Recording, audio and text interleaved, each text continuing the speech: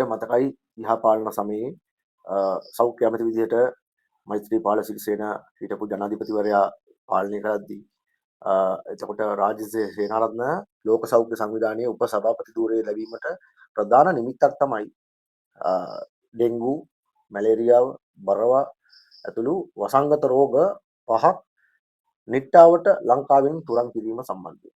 ඒකෙදී ඔහුට ඇගයීම් 5ක් ලැබුණා. ඒක වාර්තා 5ක් වුණා. දැන් මේ වෙද්දී ඩෙන්ගු රෝගීන් දවසකට 1000ක් වෙද්දී එළියට එනවා. 1000ක් දවසකට වාර්තා වෙන මට්ටමට රටපත් වෙලා තියෙනවා. ඒ රටපත් වෙලා තියෙද්දී සෞඛ්‍ය ඇමතිවරයා ජනමාධ්‍ය අමාත්‍යාංශෙත් බදාගෙන ඒක හැමතැනම පිස්සු කියෝ ඇවිදිනවා මිසක් අපිට පේන්නේ නැහැ ඩෙන්ගු සම්බන්ධයෙන් මෙයා ගත පියවරක්. සාමාන්‍යයෙන් මේ ආණ්ඩුව කොරෝනා කාලේ තිබුණා නම් රටට දෙයියන්ගේ පිහිටයි. මොකද ඔහු කියන්න පටන් ගන්න තියෙනවා. ජනාධිපතිවරයා කියන්න පටන් ගන්න තියෙනවා. එතකොට සියලු සෞඛ්‍ය බලධාරීන් ඇතුළුව සෞඛ්‍ය ඇමතිවරයා කියන්න පටන් ගන්න තියෙනවා. රෝහල් උතුරලා යනවා. හරි අමාරුවෙන් රෝහල් පද්ධතිය දුවන්නේ. ඒක නිසා අනේ කරුණා කළා මේක පාලනය කරගන්න කියලා ජනතාවගෙන් ඉල්ලීමක් කරනවා. දැන් මේක ඉල්ලන්නේ ජනතාවගෙන්.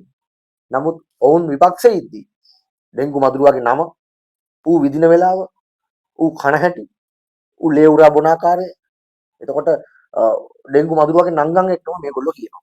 ඒ જાතිය බඩු. කොහොමත් මේගොල්ලොන්ට දැන් සෞඛ්‍ය අමාත්‍යවරයා කියන්නේ රෝහල් උතුරලා යනවා. හරි අමාරු තත්ත්වයක තියෙන්නේ.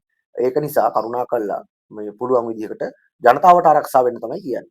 නමුත් ඩෙන්ගු මර්ධන ව්‍යාපාරයක් පටන් අරගෙන ඩෙන්ගු මර්ධන කිරීමේ යුනිට් එකක් හදලා ඩෙන්ගු සතියක් පුරා සතියකට දවසක් ඩෙන්ගු මර්ධනය කරන ආකාරය සම්බන්ධයෙන් වැඩසටහන් කරමින් ඒකට යුනිට් එකක් හදලා වැටුප් ගෙවාගෙන ඒ වගේම දුම ගහන එක ඉඳලා ජනතාව දැනුවත් කිරීමේ ඉඳලා ඩෙන්ගු තිබුණත් නැතත් ඒගොල්ලෝ මේ සිස්ටම් එක කෙරුවා. මේක පාලනය කරගෙන යන්න පුළුවන් ආකාරයට ඒගොල්ලෝ එක සිස්ටම් එකක් හදලා තිබුණා.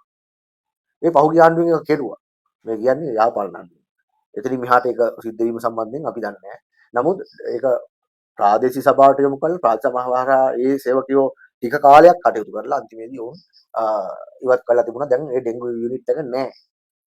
ඉතින් 아무තෙන් අහන්න දෙයක් නෙවෙයි වෙයි කාලයක් ගංගතුර කාලයක් ආවට පස්සේ මේ වගේ තත්ත්වයක් උදා වෙන එක. ඉතින් ඒකට තමයි අර විදියට යුනිට් එකක් ප්ලේස් කරලා තිබුණේ. මොකද කොහොම වුණත් ඔවුන්ට හැකියාව තිබුණා ඒක මර්ධනය කිරීමට සහ ඒක පාලනය කිරීමට.